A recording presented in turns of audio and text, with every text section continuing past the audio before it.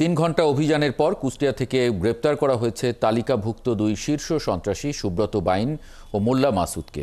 একই সময়ে রাজধানীর হাতিরঝিল এলাকা থেকে গ্রেপ্তার করা হয় আরও 2 সহযোগীকে। মঙ্গলবার বিকেলে এক সংবাদ সম্মেলনে সেনাবাহিনী জানায়, তাদের ধরতে দীর্ঘদিন ধরেই চলছিল গোয়েন্দা অনুসন্ধান। বিস্তারিত নাদিয়া শারমিনের রিপোর্টে। 2001 সালে সরকার ঘোষিত 23 শীর্ষ সন্ত্রাসীর তালিকার 2টি নাম সুব্রত বাইন আর মোল্লা মাসুদ। 90-এ অপরাধ জগৎ কাঁপিয়েছে তখনকার 7 স্টার গ্রুপের প্রধান সুব্রত বাইন। মগবাজারের বিশাল সেন্টার নির্মাণের সময় চাঁদাবাজি নিয়ে গোলাগুলি থেকে পরিচিতি। এরপর অপরাধ জগতে প্রবেশ গাড়ি চালকের ছেলে এবং রেস্টুরেন্ট কর্মচারী সুব্রত বাইনের। অল্প সময়ে রাজধানীর দক্ষিণের বড় অংশের অপরাধ জগতের নেতৃত্ব নেয় সুব্রত। 1994-এ ঢাকা বিশ্ববিদ্যালয়ের ট্রিপল মার্ডারের নেতৃত্ব, মগবাজারের রফিক, সিদ্ধেশ্বরীর খোকন হত্যা সহ নানা অপরাধে তার বিরুদ্ধে হয় 30টি মামলা। 1991 সালে আগারগাঁওয়ের জাসদ ছাত্রলীগের নেতা মুরাদ খুনের ঘটনায় হয় যাবজ্জীবন সাজা। 97-এ গ্রেফতার হয়ে 1.5 বছর জেল খেটে জামিনে বের হন। তবে 2001 সালে 4 দলীয় জোট সরকার তাকে গ্রেফতারের পুরস্কার ও ইন্টারপোলের রেড নোটিশ জারি করলে 2003-এ ভারতে পালায় সে। সেখানেও 1 দফা জেল খেটে যায় দুবাই। এরপর আবার নেপালে গিয়ে গ্রেফতার হয়। সেই জেল থেকে পালায় সুড়ঙ্গ খুঁড়ে।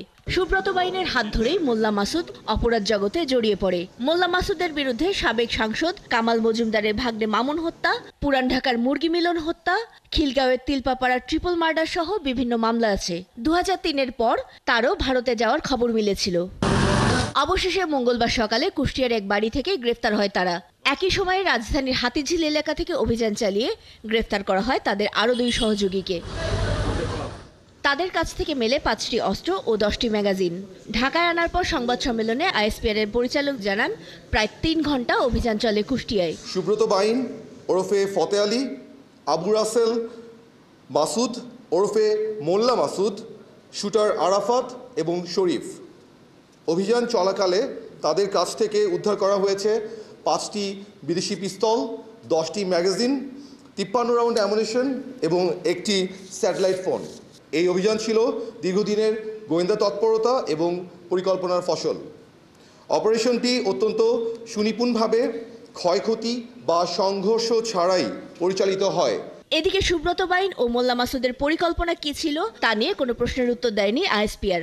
যে কোনো ধরনের সন্দেহজনক কর্মকাণ্ড কিংবা সন্ত্রাসবাদ সংক্রান্ত যে কোনো তথ্য অনুগ্রহ করে নিকটস্থ সেনাবাহিনী ক্যাম্প অথবা আইন শৃঙ্খলা বাহিনীকে অবগত করবেন। এর আগে তাদের ভারতে থাকার তথ্য মিললেও কিভাবে তারা দেশে আসলো সে বিষয়েও কোনো উত্তর দেননি এই কর্মকর্তা। নাদিয়া শারমিন, 71, ঢাকা।